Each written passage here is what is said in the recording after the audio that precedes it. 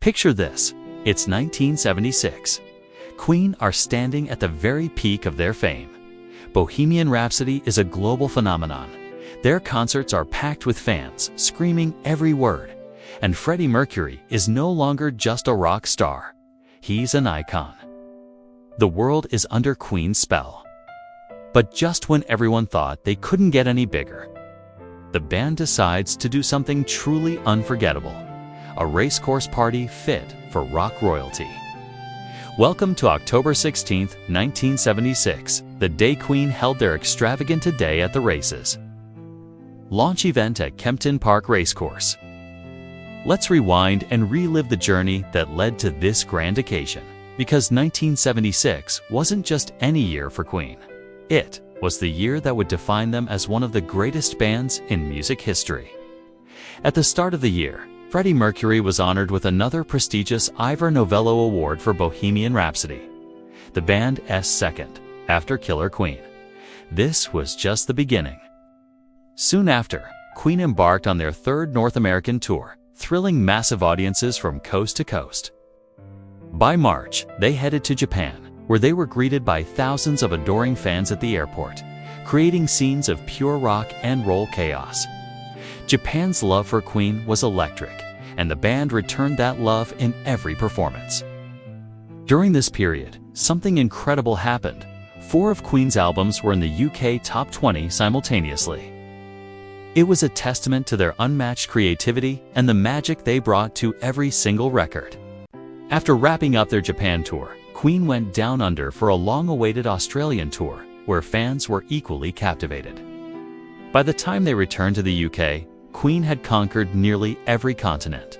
But there was no time to rest. With their momentum at an all-time high, Queen began recording their 5th studio album, A Day at the Races*. Like its predecessor, it promised to be bold, dramatic, and full of musical brilliance. Before the album was released, however, the band wanted to do something special for their loyal fans. In September 1976, they staged a free concert at London's Hyde Park, their grandest gesture of gratitude.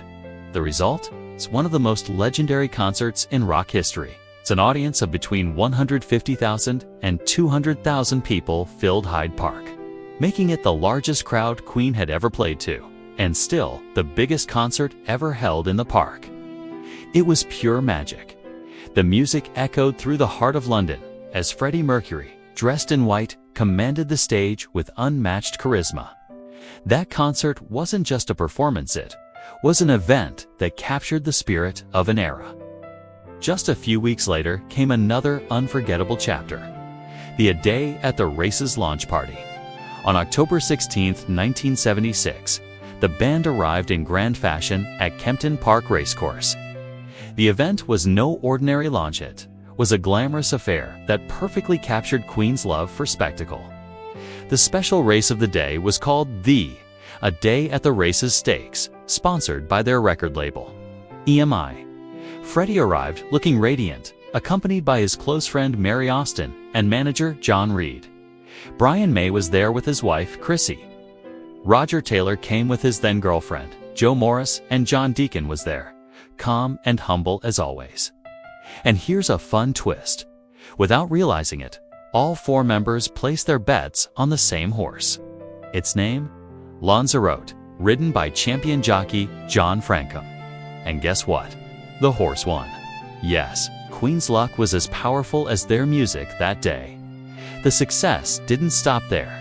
By December, pre-orders for A Day at the Races* had exceeded 500,000 copies, the highest number of advanced sales EMI had ever received for any album at that time.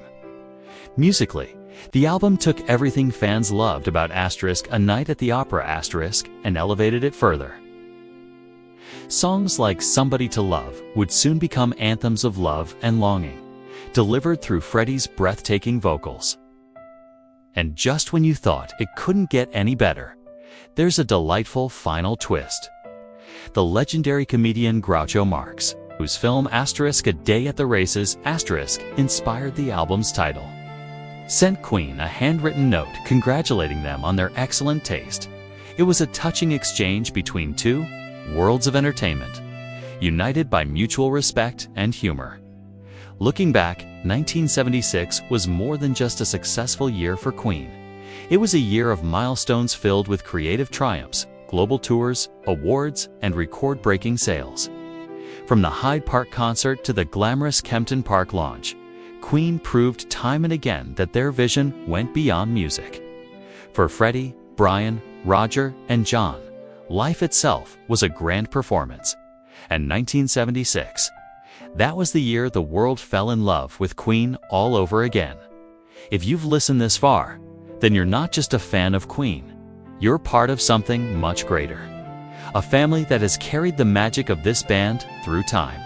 And as we look back on that unforgettable day in 1976, we're reminded that the spirit of Queen was never about just four men on a stage. It was, and still is, about connection, the way their music brings people together, across generations and borders. Freddie once said, "I won't be a rock star. I will be a legend." And he was right. But legends only live on because of those who keep their flame alive. That's you. Every listener, every dreamer, every soul who has ever sung along to Bohemian Rhapsody in the dark, feeling something real. Queen's story is our story. It's about daring to stand out. It's about love, friendship, loyalty, and truth. Freddie, Brian, Roger, and John weren't afraid to be themselves. And that's why we still talk about them today, not just as musicians, but as visionaries. So take a moment. Think of the sound of somebody to love, or you re my best friend. Remember that music isn't just something you listen to. It's something that lives in you. And as long as you feel it, Freddie's voice never fades. Brian's guitar still sings. Roger's drums still thunder. And John's bass still carries the heartbeat of a million memories. You, the listener, are the reason Queen's legacy still shines brighter than ever. Every time you press play, every time you share their songs, you're keeping that magic alive. You're proving that great art never dies.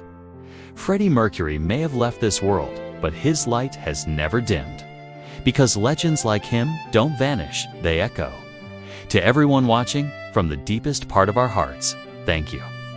Thank you for being here, for listening, and for believing in the power of music that transcends time.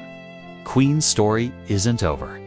It lives on every time someone hits replay. So until next time, keep that fire burning, keep the love alive, and never forget. In the words of Freddie Mercury himself, the show must go on. Thanks for watching. And if you enjoyed this story, please consider liking and subscribing for more. We'll see you in the next one.